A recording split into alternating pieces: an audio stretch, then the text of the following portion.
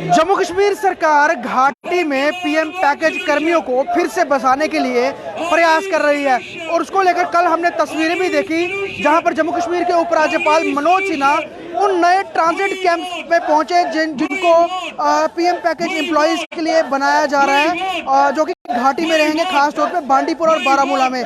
लेकिन इस चीज को लेकर शायद जो आतंकी तंजीमें हैं वो इन चीज़ों को लेकर बर्दाश्त नहीं कर पाए, जिसको लेकर जिन्होंने एक बार फिर से एक जो है वो थ्रेट नोटिस या थ्रेट लेटर जो है वो निकाली है, जिसमें कई सारे कश्मीरी पंडित एम्प्लॉयज़ के नाम मेंशन किए हैं। और ये थ्रेट लेटर जो है टीआरएफ ने रिलीज़ की है।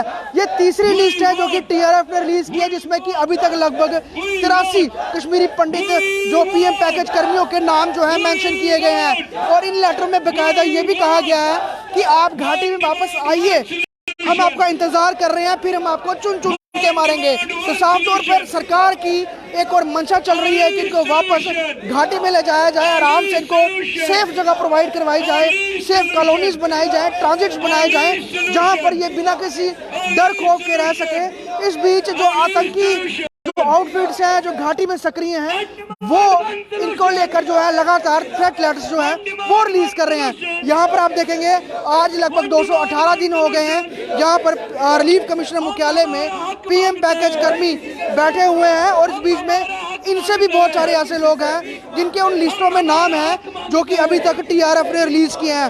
3 लिस्ट अभी तक रिलीज करी है टीआरएफ ने, थ्रेट लिस्ट, जिनमें कि कुल मिला के 83 एम्प्लॉयज के नाम जो है सामने आए हैं। तो सरकार को भी कहीं ना कहीं वो डायरेक्टली जो है वो टारगेट कर रहे हैं। हम इनसे बात करते हैं।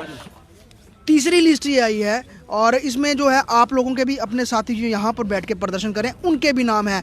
तो ये सीधी सीधी आपको क्या लग रहा है कि सरकार को वो एक मैसेज दे रहे हैं कि आप ट्रांजिट कैंप्स बना रहे हैं, जाएंगे ये पीएम पैकेज एम्प्लॉयज़, लेकिन जब ये वापस जाएंगे तो हम इनका शिकार दोबारा करेंगे, हम इनको फिर से मारेंगे।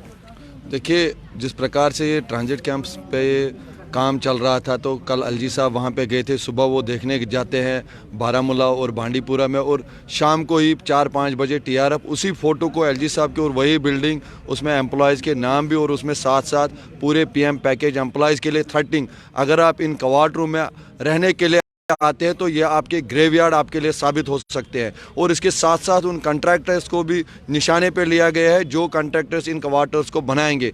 जाहिर सी बात है ये जो टीआरएफ और लश्कर तोयबा की जो ऑफशूट है वो एक भाई का माहौल जो उन्होंने पिछले काफ़ी दिनों से ये थ्रेटिंग लेटर्स दे रहे हैं, लेकिन अब वो थ्रेटिंग लेटर्स बाय नेम आ रहे हैं और उन पे जम्मू का भी एड्रेस है। इससे एम्प्लॉयज़ अब जम्मू में भी अपने आप को सेफ फील नहीं कर सकते। और उसमें हमारे काफ़ी सारे एम्प्लॉयज़ जो रेगुलर है प्रोटेस्ट में, आप देखिए उनकी हालात क्या है, उनके घर वालों की हालात क्या है। लेकिन कहीं ना कहीं ये यूटी एडमिनिस्ट्रेशन इस चीज़ का संज्ञान नहीं ले रही है। हम उनको पहले से ही बता रहे हैं कि ये क्वार्टर, ये प्रमोशन, ये ट्रांसफ़र, ये हमारी सेफ्टी और सिक्योरिटी को सुनिश्चित नहीं करते हैं। आपको देखना है कि ये एम्प्लॉय अगर वहां पे जाएगा उनको किन हालातों में वहां पे काम कर रहे हैं और वहां पे आप इनकी सुरक्षा कैसे सुनिश्चित करोगे, इस चीज के ऊपर हमारे साथ आप बातचीत कीजिए, डायलॉग कीजिए। और जो एम्प्लॉयज की आपने तनख्वाहें रोक के रखी है इन हालातों में, एक तो वहां पे आप हालात ठीक नहीं कर रहे हैं जाने के लिए और ऐसा कोई रोड मैप नहीं दे रहे हैं एम्प्लॉय को कि जिससे उसकी कॉन्फिडेंस वापस आए और वो वापस जाए वहां पे। आप इस चीज़ के ऊपर बात नहीं करना चाहते, आप एकोमोडेशन प्रमोशन के ऊपर बात करना चाहते हैं, ये हमें मंजूर नहीं है। हमारे लिए हमारे एम्प्लॉय की जान ज़्यादा कीमती है। हम धन्यवाद करते हैं, आपने एकोमोडेशन तो देखिए अब 8 साल के बाद अब आपको याद आया, लेकिन इस समय अगर ग्रेव स्थिति है वो है एम्प्लॉय की सिक्योरिटी को लेके, इसकी सेफ्टी को लेके, इस चीज़ पे बात होनी चाहिए। और इनकी तनख्वाहें कैसे हम तुरंत रिलीज़ करें ताकि जो एम्प्लॉय के जो फैमिलीज़ है, जो उनके बच्चे हैं, जो ओल्ड एज पेरेंट्स हैं, वो भी इस त्रासदी का हमारे साथ साथ शिकार हो रहे हैं। और 218 दिनों से हम यही गुहार लगा रहे हैं कि इस चीज़ को। आपके यहाँ पर बैठे हुए साथी भी हैं तो यहीं पर आपके साथ प्रदर्शन कर रहे हैं, उनके नाम भी हैं, तो वो तो डरे सहमे होंगे ना कि हमारे नाम ओपनली आ गए हैं। तो घाटी में तो क्या वो जम्मू में भी आकर टारगेट कर सकते हैं क्योंकि स्लीपर सेल्स तो उनके यहाँ पर भी हैं, तो एक डर खौफ का उनमें भी माहौल है कि तो यहाँ पर भी कोई इस तरह के हैं जिनके नाम आए हैं, उनको कोई सिक्योरिटी प्रोवाइड करने की बात की जा रही है जो जम्मू में इस समय बेस्ड है। देखो, जिनके नेम्स हैं वो एम्प्लॉयज इस प्रोटेस्ट में बैठे हैं और यहाँ पर वो हैं जी। देखो, जब एक थर्ड लेटर आता है, ये तीसरा थर्ड लेटर है, कोई पहला नहीं है। पहले में 56 एम्प्लॉयज को थर्ड मिली है, दूसरे में 10 और अब 17 को मिली है। तो ये हाईली कंसर्न मैटर है।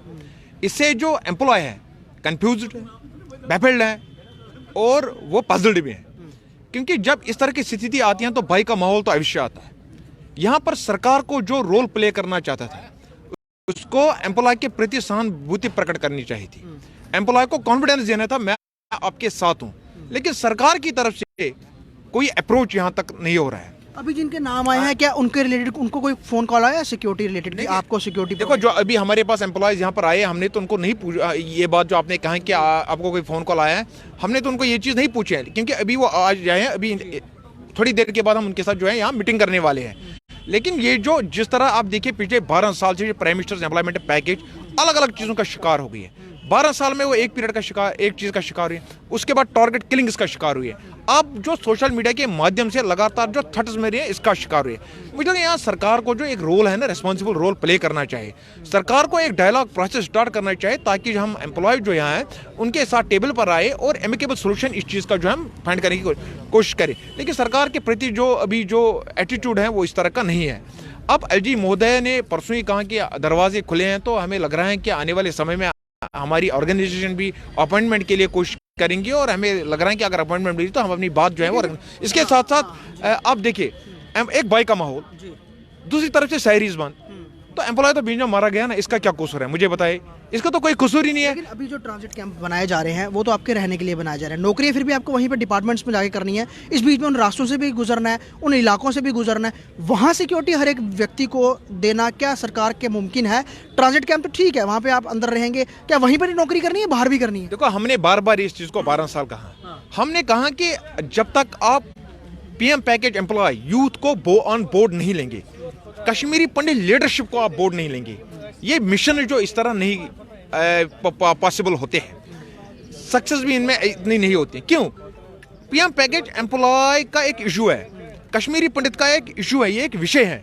इस पर जब तक आप पूरा एक रोड मैप तैयार नहीं करोगे, कंप्रहेंसिव रोड मैप, और उसमें एक कम्युनिटी भी एक एंटायर पार्ट उस प्रोसेस का बनेगी, तभी ये चीज़ें पॉसिबल होती हैं। एक सेक्शन को आप लेंगे, एक छोटे कम्युनिटी से एक सेक्शन को आप लेंगे, मुझे नहीं लगता है कि ये उतना जो होगा कंस्ट्रक्टिव जो होगा। तो अब देखेंगे वो क्या करें, लेकिन हमारा तो यही कहना है कि एम्प्लॉय की जान जो है उसकी सुरक्षा को सुनिश्चित, एम्प्लॉय की जान ज़्यादा ज़रूरी है पीएम पैकेज कश्मीरी पंडित एम्प्लॉय की कि न कि बाकी चीज़ें। तो साफ तौर पर यहाँ पर सरकार के ही मंशा पर इस समय सवाल उठ रहे हैं, क्योंकि एक और सरकार खास तौर पे भाजपा जो है 2024 की तैयारी कर रही है और इस बार वहाँ पर जो पीओके लेने की बात है, और कहीं ना कहीं 2024 में जब चुनाव आएंगे तो पीओके का जो राग है वो खूब अलापा जाएगा, इसके साफ जो संदेश है वो दिख रहे हैं।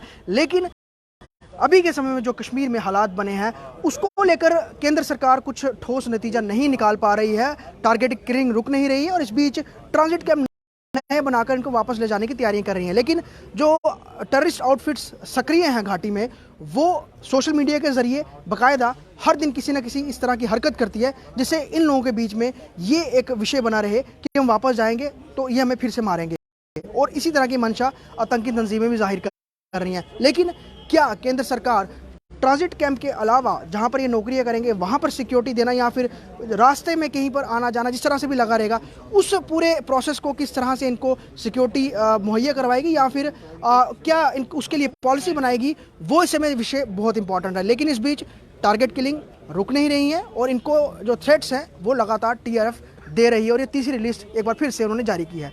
जम्मू से ख्वाहिश पटेल की रिपोर्ट।